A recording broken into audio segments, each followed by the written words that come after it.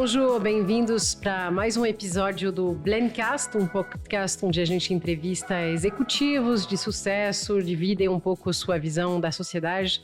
Hoje é uma grande honra, porque é uma pessoa que me impactou muito na minha vida pessoal e profissional.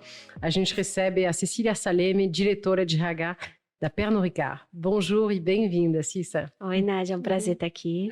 Uma honra muito grande e estou à sua disposição. Então, vamos lá. Eu queria, para começar, saber quem era a Cissa como criança, como que foi um pouco sua educação, voltando um pouco na infância da Cissa, para saber qual tipo de criança você era. Eu sou de Vitória, Espírito Santo, né? Então, eu cresci numa cidade que tem um ar interiorano, assim, quando a gente, né, compara com São Paulo, por exemplo. É uma cidade litorânea.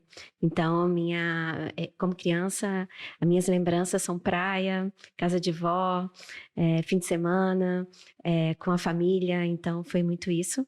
Né? Depois eu fui já na fase mais adolescente, já indo mais para um caminho de começar a ter interesses, né, por outras coisas e a psicologia então veio muito forte na minha vida com interesse em comportamento humano e todas essas coisas.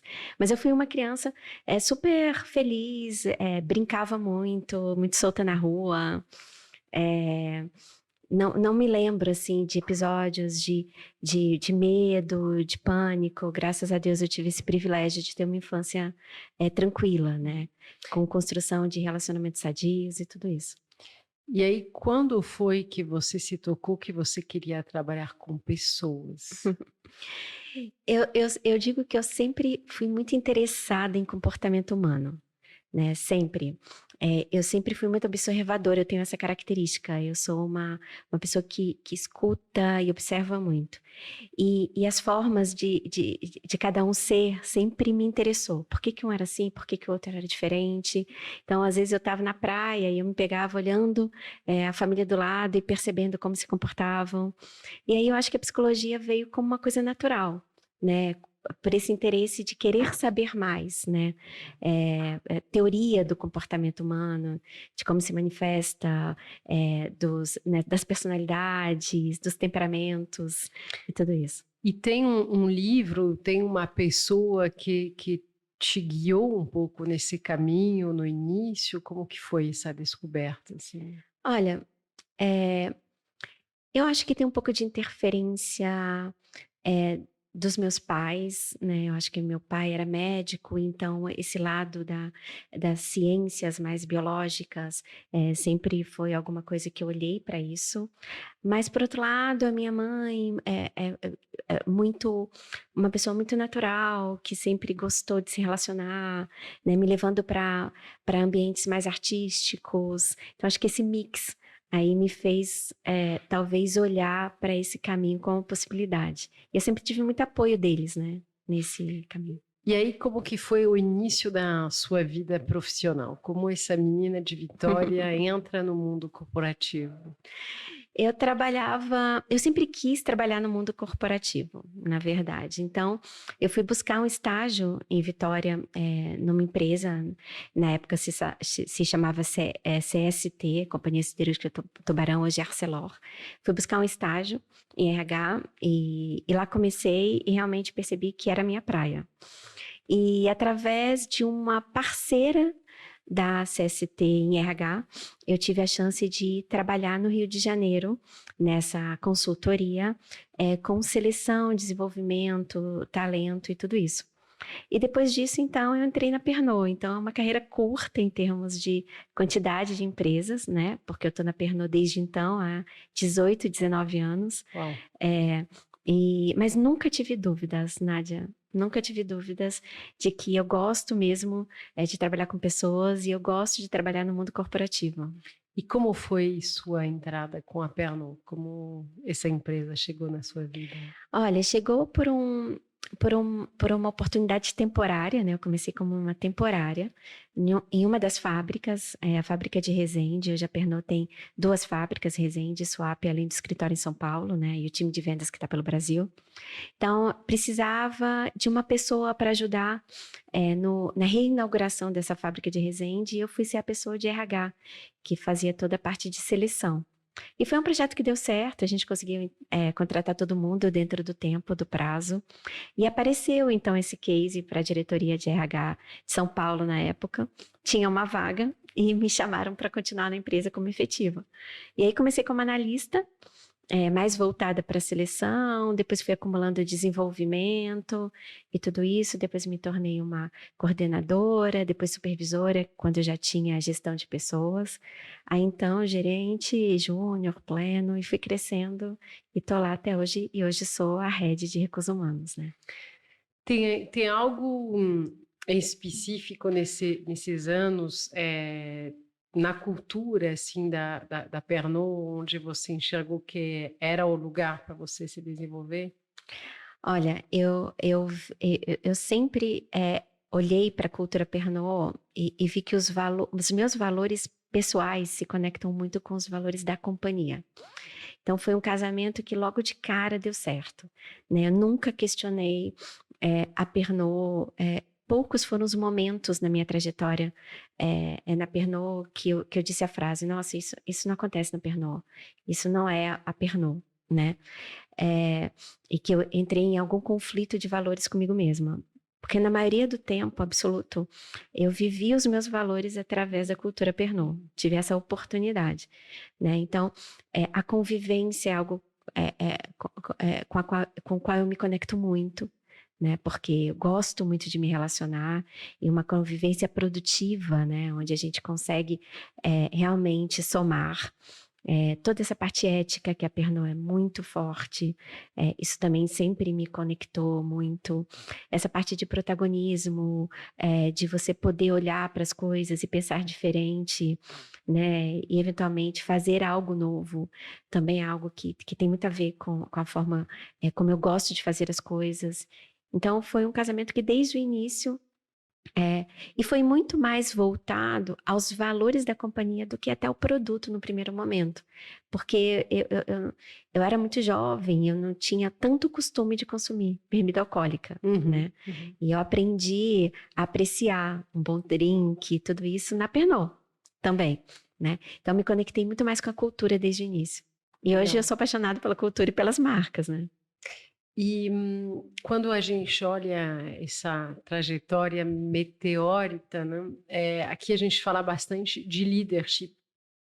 Queria saber se tem alguns líderes que te impactaram nesses anos, né, que foram decisivos no teu crescimento. E o que faz para você um bom líder, né? Olha, eu acho que trabalhar em time é tudo, Nádia. E eu acho que você ter uma referência de alguém que pode te orientar, né, e te dar um feedback, e te dar um coach, trabalhar desenvolver você é realmente algo que me inspira bastante. Então, assim, muitos líderes passaram durante esse tempo na Pernod, grandes CEOs, né, tiveram junto comigo nessa trajetória, são muitos anos, então muitas pessoas, né, da sua época o Brian, né, que era uma pessoa incrível, né, depois a gente teve, na sua época também a gente tinha o Colin, que é um diretor de marketing incrível, que hoje é uma liderança, ambos, né, são lideranças fortes hoje ainda na Pernod. Quando depois disso veio o Thibaut Cougny como um presidente muito visionário, né? Trazendo coisas novas, novos negócios, novas formas de fazer. Isso também trouxe outro ritmo para a organização muito positivo, me inspirou muito, me fez sair da zona de conforto. Agora com o Benoit é realmente um líder incrível, um líder que dá autonomia, que dá independência, que acredita, que confia, né? Muito gentil no trato, que inspira muita colaboração, sempre divide as ideias, mas também dentro de alguma coisa que seja factível, né? Porque ele precisa tomar decisões. Então, esses foram os grandes líderes dentro da minha trajetória, e fora pares meus, né, que eu posso citar aqui um monte, que realmente foram pessoas que me ensinaram muito, né? Você lembra do primeiro feedback que você recebeu e como foi receber esse feedback? Olha, eu me lembro, assim, logo no início, né, quando eu comecei minha trajetória, que eu ainda tinha um olhar muito romantizado para as coisas, né? É, é, olhava menos as questões pelo lado do negócio, e somente pelo lado de pessoas, e é preciso ter um equilíbrio, né? Não e nesse equilíbrio, eu acho que o lado humano ainda conta mais, mas é preciso ter esse equilíbrio. Então, acho que foi o meu primeiro feedback. Entenda o negócio, entenda como as coisas funcionam aqui, como a gente vende, como a gente faz as coisas acontecerem, e considera tudo isso na sua tomada de decisão, na sua recomendação, no seu aconselhamento, né? E tenta fazer um mix, sem perder o lado humano. E eu acho que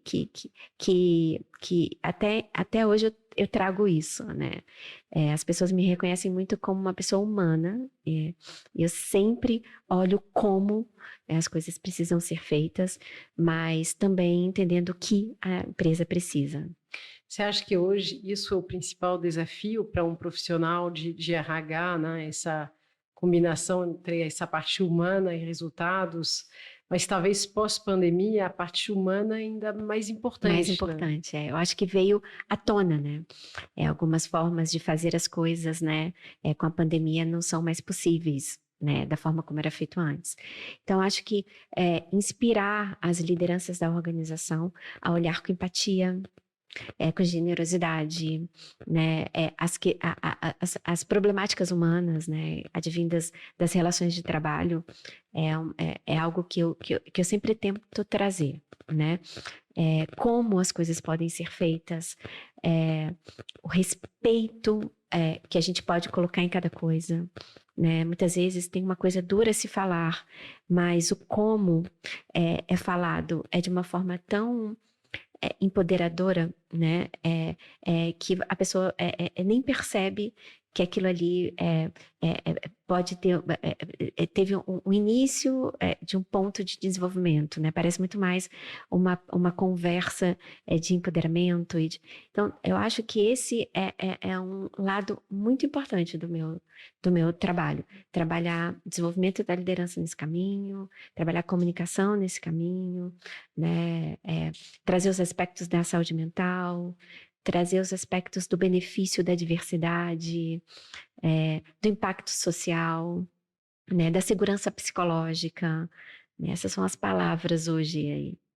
Quando você olha para trás, assim, tem um momento na sua carreira que você se deu conta que aquele feedback que você deu, aquela conversa mudou a vida de uma pessoa? Quando que você sentiu esse poder que você tinha nas mãos, assim?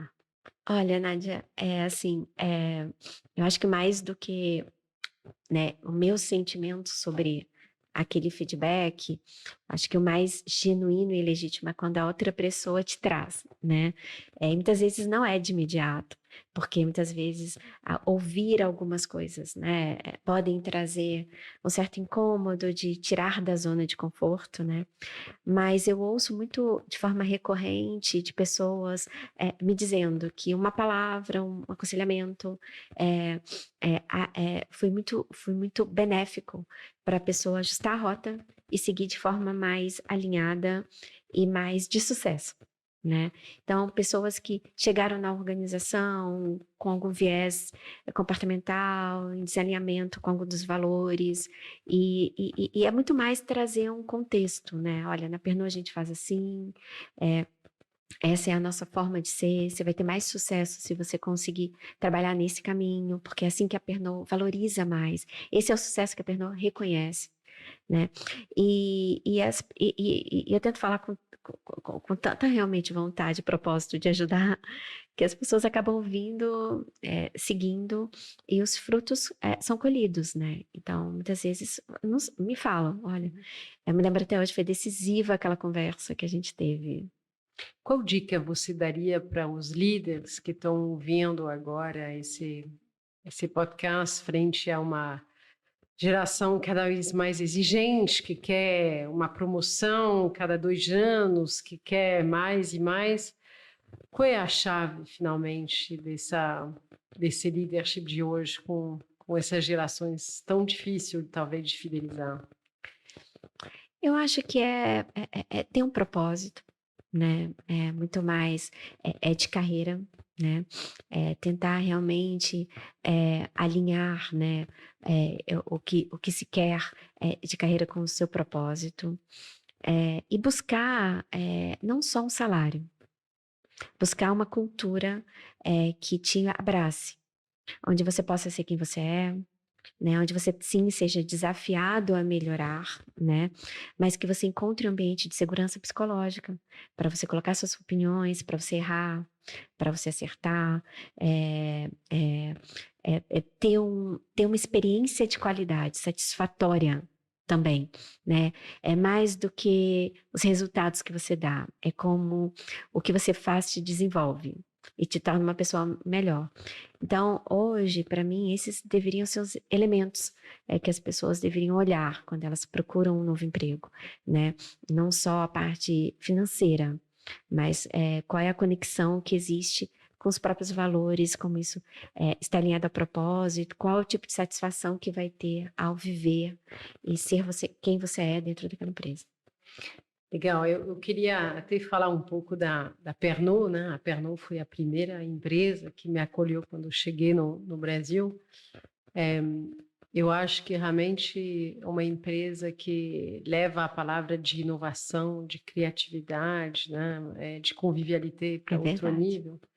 E eu acho que seria muito legal você contar um pouco dessas iniciativas que vocês têm dentro, não só de promoção de cultura, mas também na questão de impacto, na Responsible Day, que é uma iniciativa incrível de vocês, porque eu acho que a cultura da Pernod, ela também vai frente a uma responsabilidade frente à sociedade. Isso. Então, se quiser contar um pouquinho. O Employer Value Proposition, que é a proposição de valor ao empregado da Pernod, está muito focado na parte cultural, na parte de desenvolvimento e na parte de sustentabilidade e responsabilidade, que tem muito a ver com propósito, né? Empresas que têm um propósito, além de vender, né? E, obviamente, nas marcas icônicas e apaixonantes que a gente tem, né? Mas quando a gente fala, por exemplo, de cultura, hoje o que a gente tem de projeto, né, para frente, é trabalhar os elementos da cultura, desconstruindo os mesmos, para que as pessoas possam entender o que na prática significa cada um dos valores e possam saber que tipo de atitude elas precisam ter, que elas vão demonstrar que elas têm aqueles valores, né? E com isso, obviamente, o sucesso vem, o crescimento vem como consequência, né?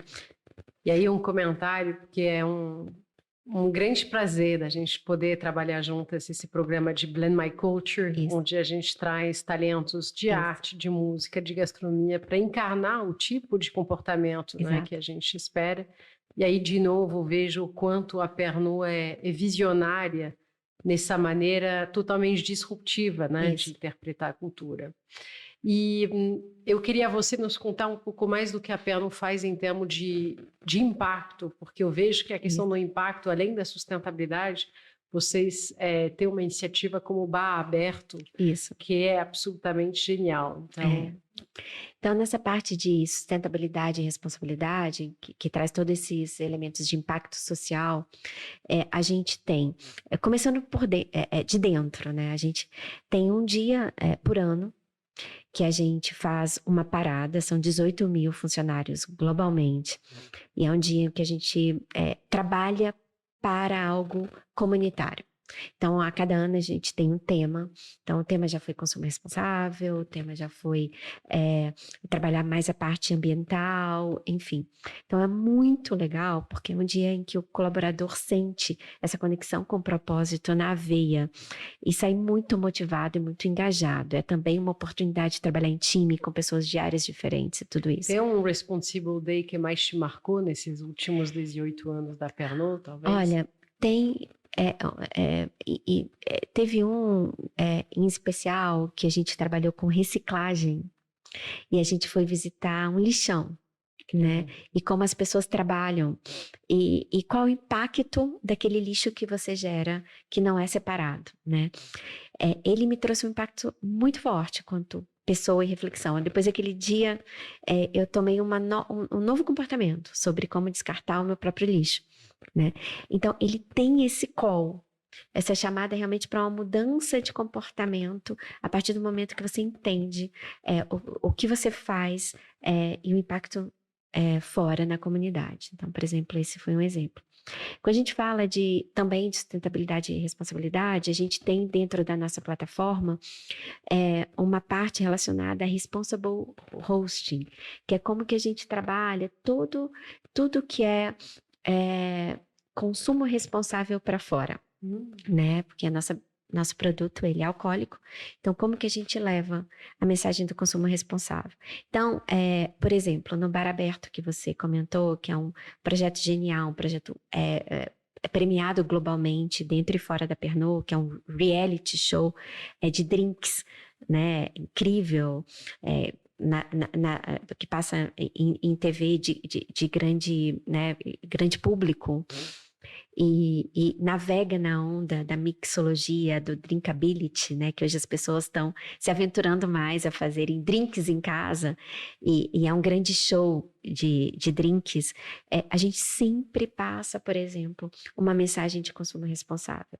Sempre tem o coquetel sem álcool, um dizer sobre consumo responsável, projetos sociais. A gente tem hoje 2 projetos sociais de formação de bartenders. Um para comunidades carentes, que tem um foco muito grande em homens e mulheres pretos e pretas, né? E que a gente pode trazer empregabilidade a essas pessoas e também, por um outro lado, com pessoas transexuais. Então, os projetos, um deles é com o Senac, formação de garçom e bartenders, o outro é com a FRJ, também formação de bartenders. E nessas iniciativas, a gente não fala do produto da Pernod, a gente fala sobre criação de drinks e a gente fala muito sobre consumo responsável. Como que aquele garçom tem que ter um olhar sobre o consumo excessivo, como ele pode oferecer uma água em meio a um drink e outro, como poder ter no seu portfólio um bartender drinks não alcoólicos e tudo isso. Então, é um programa educacional de geração de renda, e geração de renda é uma forma de transformação real, né? E também leva na formação desses profissionais o consumo responsável. Então, são exemplos incríveis de iniciativas nesse sentido. E para quem está nos ouvindo, quer ser um bartender ou... Como que faz para se inscrever? Está no site da Pernod? O Senac abre turmas de inscrição. Eu posso depois te passar exatamente qual é o link para a inscrição. Eles cuidam eles fazem toda a curadoria da turma e alguns crivos lá para garantir que a pessoa vai entrar e terminar aquela formação. E com a UFRJ, o foco são pessoas que têm transgêneros. Então, também tem uma forma de se inscrever através da universidade, eu posso passar para você. Esses 2 projetos são no Rio de Janeiro, nesse momento, e a gente está amplificando para a gente poder trazer para o Brasil, para outros lugares do Brasil. Mas a gente sempre busca, por exemplo, lugares que têm conexão com o nosso tipo de produto. Então, a formação do Senac é em Copacabana, que é o bar mais boêmio, o local mais boêmio do Brasil, onde tem bares e as pessoas saem de lá já podendo ser empregadas nos bares da região. Que legal. Né? Rio de Janeiro é uma cidade que respira a diversidade. Então, tem muita entrada para esses profissionais trans no mercado de trabalho, né? Então, também tem a ver com o nosso jeito de ser diverso, combina muito com o espírito da cidade. Então, sempre tem uma conexão. Legal. E eu queria voltar um pouco mais em você como profissional. Eu queria saber qual é a ferramenta que você mais acredita para o desenvolvimento de pessoas. Olha, Nádia, eu acredito muito numa ferramenta chamada coaching, né? Eu tenho uma formação como coach, né? Fiz uma formação longa de habilitação e são conversas, né? De desenvolvimento que sempre terminam com plano de ação, porque eu falo que uma conversa de desenvolvimento tem que terminar com plano de ação, a pessoa tem que sair dali, né, orientada sobre como agir de uma forma diferente para buscar aquele desenvolvimento que ela precisa, né? E são conversas que vão buscar o propósito da mudança, né? Qual é o valor que está por trás daquela mudança, né? São conversas onde não há um aconselhamento sobre o que fazer direto, muito mais uma reflexão, né? Um desafio ao outro de pensar como ele poderia fazer diferente, né? Qual que é a fórmula de sucesso que é da Nádia, que não é o que está no livro, né? E que muitas vezes a Nádia lê no livro e não consegue nem sair do primeiro capítulo porque não consegue executar daquela forma. Mas buscar no repertório da Nádia possibilidades de desenvolvimento daquela competência que ela conheça, que ela já tenha testado, que ela já saiba. Então, tem um empoderamento como um elemento muito chave nessa teoria, né? Nessa técnica. E é uma técnica que traz resultados reais, né? Quando a gente tem uma conversa bem estruturada, metodologicamente bem estruturada, a pessoa realmente consegue mudar o mindset, mudar uma chavinha, né? De acreditar que não podia para acreditar que pode, e os resultados vêm. E a própria Cissa é coachada? Como que essa executiva faz o equilíbrio? Como você tem advisors, pessoas de referência? Quem coacheia a melhor das coaches, na verdade? Na verdade, eu falo que quando eu fiz a formação em coaching, eu fui a primeira a experimentar em mim mesma. Por isso que eu acredito tanto, porque trouxe resultados para mim. Então, acho que eu fui a primeira a acreditar, a experimentar e a colher os resultados. Por isso que eu acredito tanto. Então, desde a formação, quando eu fui aprender a técnica, eu vim refletindo sobre aqueles elementos e como que eu poderia mudar crenças, expectativas e tudo que faz parte da metodologia, né? Então, eu tenho uma capacidade de aprender e autodesenvolvimento que eu venho buscando aí ao longo do tempo. E tenho as minhas pessoas de referência. Quando eu não sei o que fazer, quando eu não tenho uma solução, eu busco muito forte. Eu não fico... não tenho medo de pedir ajuda, né? Eu gosto de colaborar com o outro e também gosto de pedir ajuda. Então, eu peço ajuda funcional muitas vezes, olha, para os diretores, por exemplo, de finanças, né, que estão comigo nessa minha trajetória. A gente tem que gerenciar custos muito altos na organização. Então, me ajuda aqui a entender o que eu posso fazer que vai ter um impacto e é melhor para o colaborador. Me ajuda a calcular, me dá um aconselhamento, onde eu posso alocar. Então, desde coisas técnicas, né, até reflexões maiores. Você acha que eu devo fazer? Então, eu tenho as pessoas de confiança que eu busco e busco mesmo. Você teve momentos de dúvida nesses 18 anos como executiva, e talvez qual dica você daria? Porque essas longas carreiras no corporativo têm momentos mais difíceis. Como que você, frente a uma crise, um conflito, qual é a sua... Você dá um step back, espera... Eu tive eu nunca tive dúvidas sobre a minha área, o que eu faço e o que eu gosto. Eu tive algumas dúvidas mais pontuais relacionadas a como manejar a minha vida corporativa e a minha vida pessoal.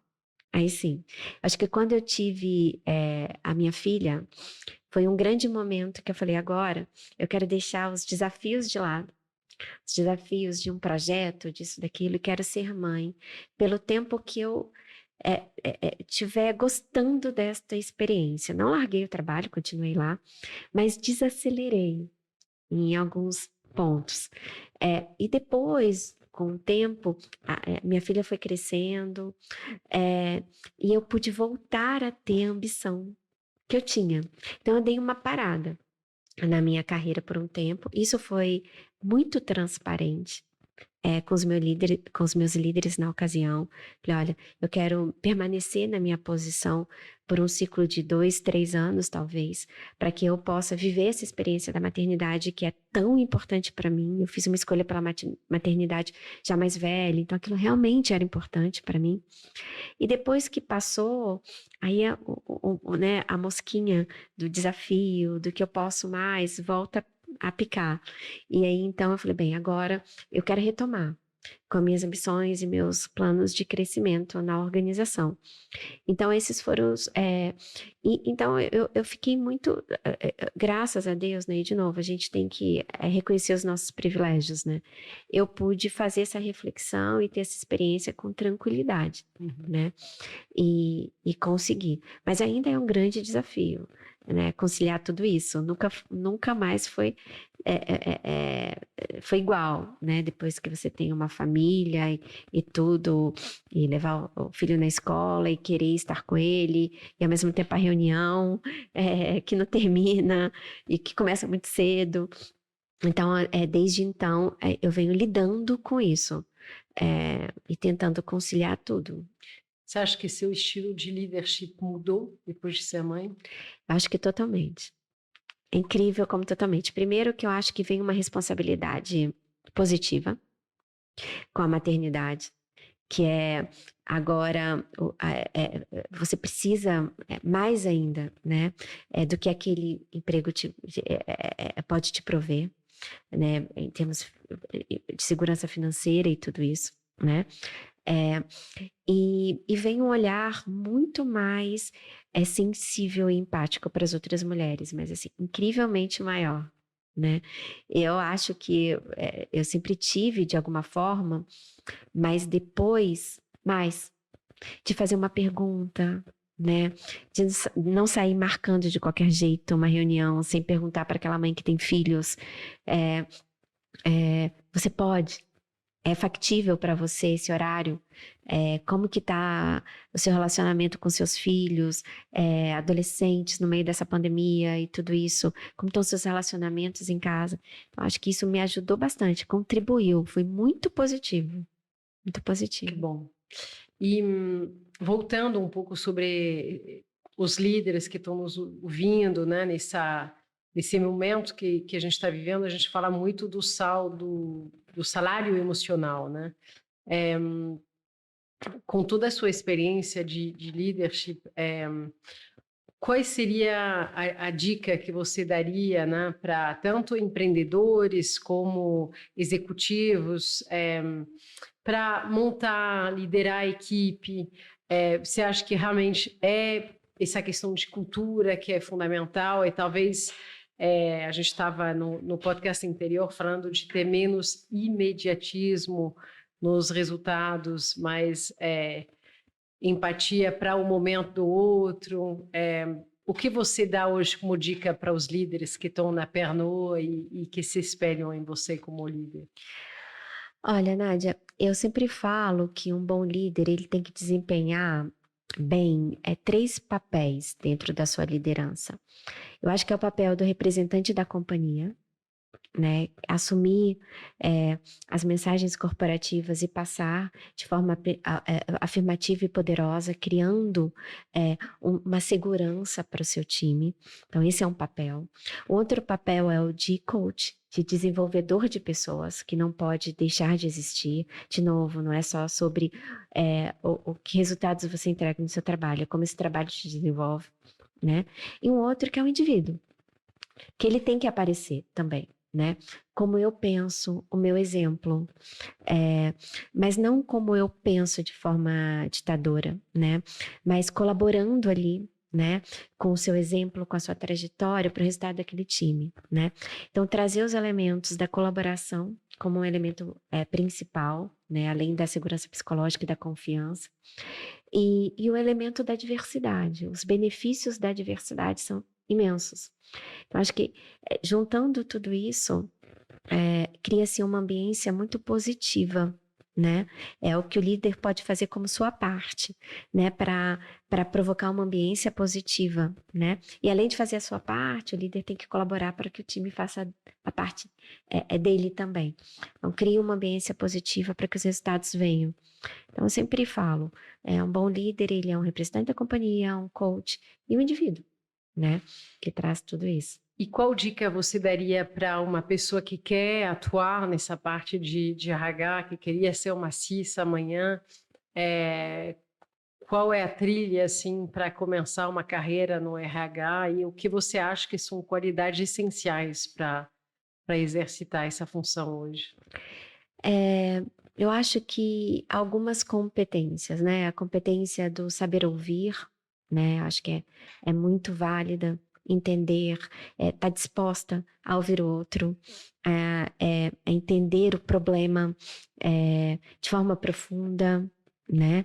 Não só o que está aparecendo, né? O ser humano tem uma complexidade que precisa ser percebida, entendida e considerada, né?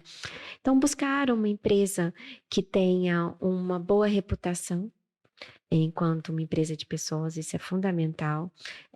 Estudar um pouquinho que empresa que é essa que está contratando, quais são os valores, como que esses valores saem do papel, qual é a reputação dela, né? É uma empresa que realmente tem um foco em pessoas, acho que buscar por aí esse primeiro passo, né?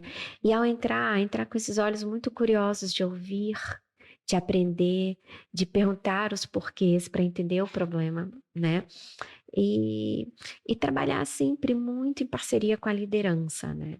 Acho que o RH, ele não tem que ser, ele tem que ter um papel além do líder, né? Ele não pode tirar o papel do líder. A referência para o seu time é o líder. O RH tem que fortalecer essa liderança para que ele possa ser cada vez mais um orientador, um empoderador do seu time, um desenvolvedor dos seus times, né? Então, está muito próximo da liderança, orientando, trabalhando juntos, colaborando, né? Eu acho que a alta performance vem do misto de tudo isso que a gente conversou. Legal. E eu queria agora falar da sua relação com os livros, porque você me impactou muito quando era ainda uns 12, 13 anos, menos que agora, com um livro que era O Monge e o Executivo. Eu queria saber como que você usa livros justamente no seu papel de desenvolvimento de pessoas, se tem certos livros que você sabe que tem que dar em certos momentos e como você acha que livro é uma ferramenta essencial também para RH, para ajudar as pessoas a achar o caminho. Olha, Nádia, eu gosto muito de ler, de reportagens, pensamentos. Isso me inspira muito. Às vezes uma frase que eu ouço ali direciona muito a minha ação. O Monge Executivo é um clássico, né? Ele é antiguinho, mas ele traz uma mensagem-chave do líder como servidor para o seu time. Eu gosto muito desse caminho. Tem um livro que chama-se Líder Coach, Tem vários livros com esse nome, o Leader Coach. Esse é de uma pessoa chamada Randy DiStefano. Depois eu posso passar para você também, colocar nos comentários. Ele é ótimo. É um livro que você lê em 2, 3 dias. Ele tem coisas tão simples de serem executadas e tão importantes e poderosas para uma mudança de comportamento, para um ajuste de rota. Muito legal mesmo. E hoje em dia eu estou lendo sobre segurança psicológica, né? Tem um livro chamado A Empresa Sem Medo, depois eu te passo também o autor. É uma estudiosa de Harvard, que é bem interessante, que fala exatamente desses elementos que compõem a segurança psicológica. Por um lado, a confiança, e o quanto que a segurança psicológica, ela constrói a alta performance. É um elemento muito chave, né? Times de alta performance têm ambientes com mais segurança psicológica e tem um outro elemento chave que é aprendem com seus próprios erros. Então, leitura sobre ambiente de segurança psicológica, onde eu posso errar, onde eu aprendo com o meu erro, onde o erro é discutido e é fonte de aprendizado, e isso junto leva a uma alta performance, é o que eu estou lendo. Eu acho que aí você tocou para mim um tema super importante da segurança psicológica, de como fazer para que o ambiente corporativo seja um lugar onde as pessoas possam se sentir seguras de ser diferente, de ter uma opinião diferente. Então, como que você fomenta isso, né? Porque é o grande desafio das empresas hoje, né? Tem que ter KPIs, né, de diversidade, por exemplo, porque não há um ambiente onde você possa ter coragem de colocar suas ideias, onde você não sinta que é um ambiente diverso, onde tem pessoas diferentes, opiniões diferentes, e elas são aceitas. Então, para isso, a gente tem que colocar KPIs, né, para fazer isso acontecer, sair do papel, né? E deixar muito claro e comunicar, e a gente volta um pouco a falar de um dos outcomes esperados da nossa parceria, né? Na parte de cultura, deixar muito claro e muito transparente quais são os comportamentos esperados para aquela cultura, né?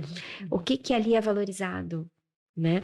O que ali não é valorizado, para que as pessoas possam saber o que elas podem fazer, que elas vão, que é seguro que os resultados virão.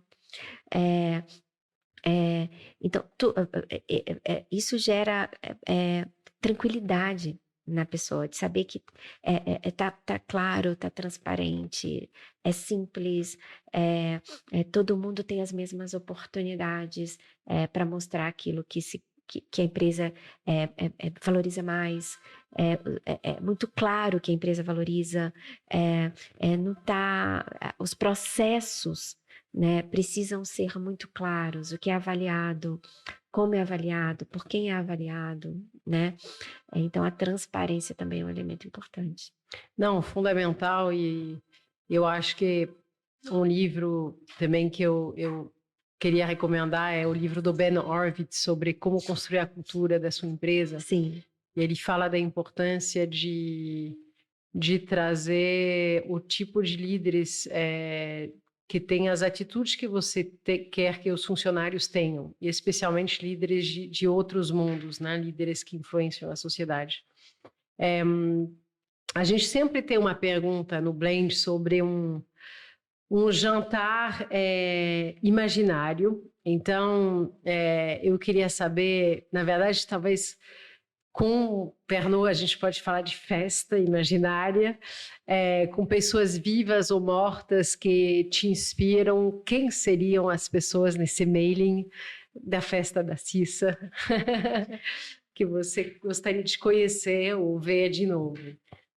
Olha, Nádia, eu vou te falar assim, o que vem na minha cabeça mesmo.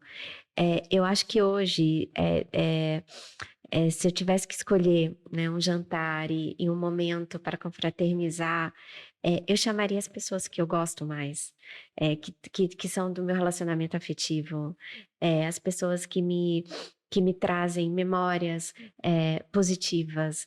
Então, eu não penso em grandes celebridades, eu penso na minha família, no momento com a minha filha, eu penso nos meus amigos, de estar juntos, de celebrar. A celebração para mim é algo muito forte, né? Dividir as conquistas, poder falar daquilo que você acredita, e contar né, as próprias vitórias, e saber que as pessoas estão ali torcendo por você e querendo. Eu acho que um ambiente mais desenvolvedor, inspirador, do que esse não existe.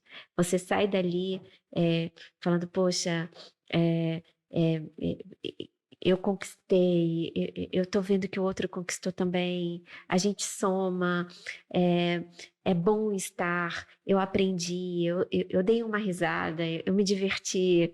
Então, acho que seria assim para mim. Eu acho que uma coisa que para mim sempre admirei muito em você é sua capacidade de tratar com muita leveza, com senso de humor, às vezes assuntos muito difíceis, né? Como você faz hoje com sua filha para tentar ensinar para ela a ver o mundo da forma que você consegue driblar os problemas com leveza, mas também trazendo essa parte de resultado, né? Olha, Nádia, eu não sei se eu ensino mais para ela ou se ela me ensina, a verdade é essa. Porque eu falo com ela que às vezes ela fala uma coisa para mim e eu falo, gente, que feedback é esse que eu acabei de receber sem constrangimento? Foi um feedback sem constrangimento. Ela falou o que tinha que ser dito. As opiniões dela são muito engraçadas, porque às vezes a gente cria um texto desse tamanho, né? Porque eu sou muito cuidadosa com as palavras, eu acho que tem que ser. E ela, em 2, 3 frases, já sumariza tudo. Então, acho que eu aprendo mais com ela. Mas, assim, agora, né, que eu tô mais em casa, perdão, tem um esquema de 3 dias em casa e 2 dias no escritório, né? Eu posso acompanhar mais ela e ela me acompanhar, né? Às vezes eu me sinto... tem uma frase, né, que tão perto e tão longe, né? Às vezes a gente tá tão perto e se sente tão longe. Nunca me tive tão perto da minha filha e me sentindo tão longe. Então, em alguns momentos eu vivi isso. Mas eu trabalho perto dela. Então, ela ouve o meu trabalho. E eu percebo o quanto que isso, de alguma forma, traz um desenvolvimento para ela. No repertório de palavras, o vocabulário dela. Então, eu utilizo também os momentos que eu posso, né? Para tentar passar para ela algum tipo de conhecimento e sempre e brincar. Eu exerço muito brincar com ela. Tá junto no desenhar, o pensamento livre. Acho que isso é o melhor que a gente pode deixar de legado para os nossos filhos, ensiná-los a cuidar da própria saúde, sem loucuras também, sem ficar paranoica, mas a brincar, desenvolver a criatividade, desenvolver o empoderamento, acreditar nas coisas e ter um exemplo de uma mãe responsável que está ali, está fazendo, está cumprindo o seu horário, tá discutindo, refletindo, ouvindo, né, dizendo obrigada pela sua opinião. Então, acho que é o exemplo. E como você dribla esse equilíbrio de vida profissional, pessoal? Você se coloca certos horários, você se coloca a meta da parte pessoal, de número de horas para passar com sua filha? Como que é esse... Eu tento, eu tento cumprir com uma agenda minha pessoal, que é o meu momento, que é a hora que eu vou fazer ginástica, que não foi sempre assim, é um compromisso que eu tenho de pouco tempo para cá e que eu tenho aprendido muito nessa jornada e me dedicado muito também, desde que eu comecei a querer ter uma vida mais saudável e coloquei o esporte na minha vida. Então, é aprendizado e foco, porque senão não vai, né? E depois disso, então geralmente é à noite, e depois disso, que eu chego em casa, é ela, né? Ela, o meu marido, ali o meu núcleo familiar, é, é, a minha mãe, o meu irmão, tentando estar com eles presente, né? não só estar presente, mas me fazer presente. É brincar, é assistir um programa com meu marido. Coisas pequenas e simples, fazer uma comida, alguma coisa assim. Então, eu tento né, ir até um pouquinho mais, não tem jeito, eu preciso ir. Depois eu paro, faço minha ginástica nos dias que eu tenho e depois é com eles.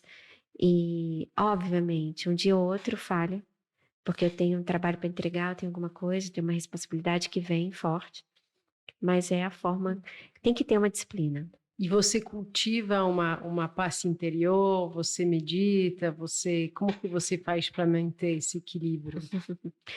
Eu tento fazer as minhas orações, né?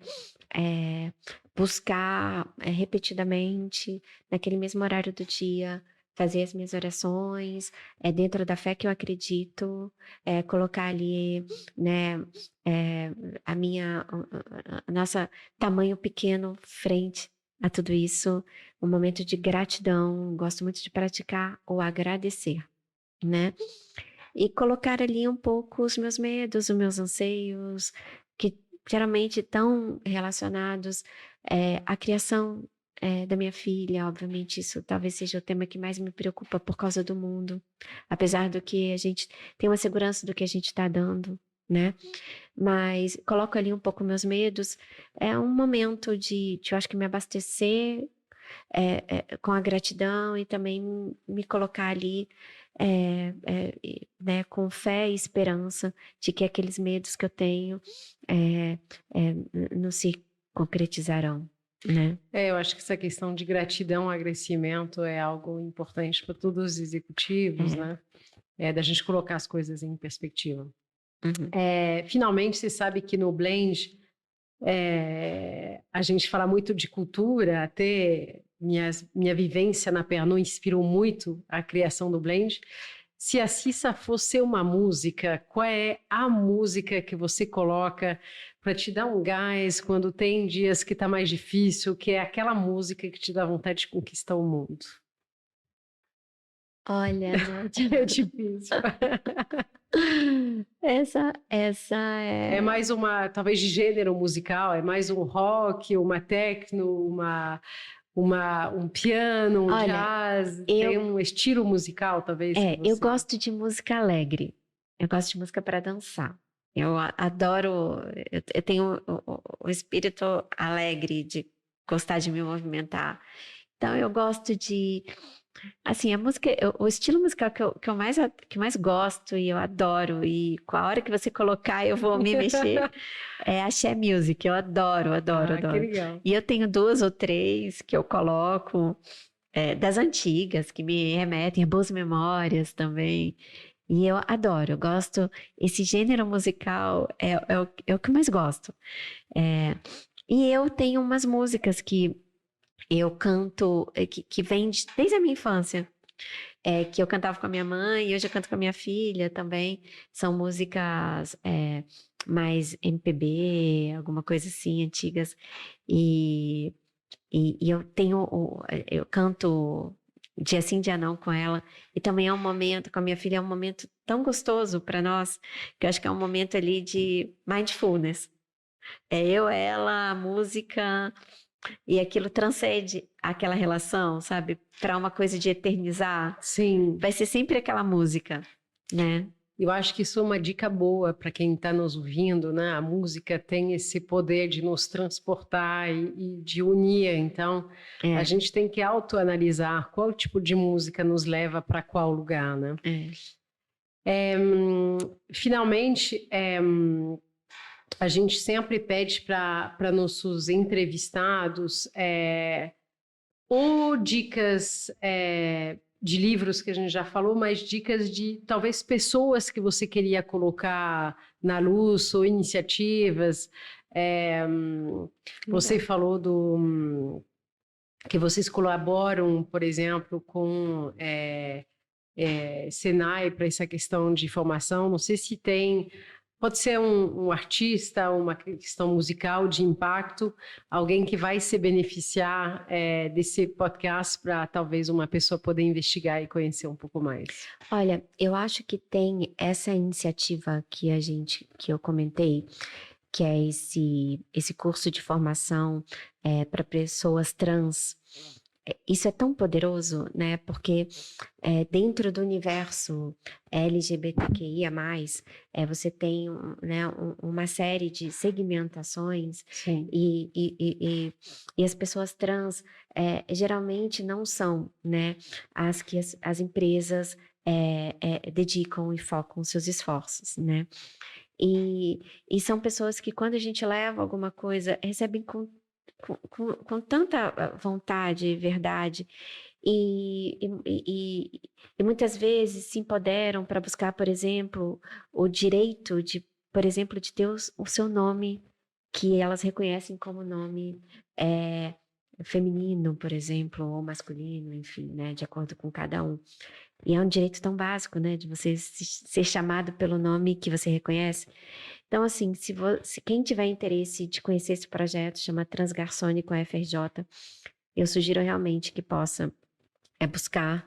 Tem uma página no Instagram, né? Eu acho que tem ali uma grande possibilidade para fazer. Empresas também que quiserem fazer parcerias para formação, que tem alguma conexão com o nosso negócio, ou que tem vontade de fazer, de colocar um projeto social, de uma oportunidade de transformação através da empregabilidade. A gente busca muito. Eu acho que esse tema do projeto social, ele é um tema que dá para a gente se unir, né? Não é a concorrência, eu tenho uma empresa que é concorrente, eu acho que é todos juntos por a causa do social, né? Pela causa do social. Ah, maravilhoso.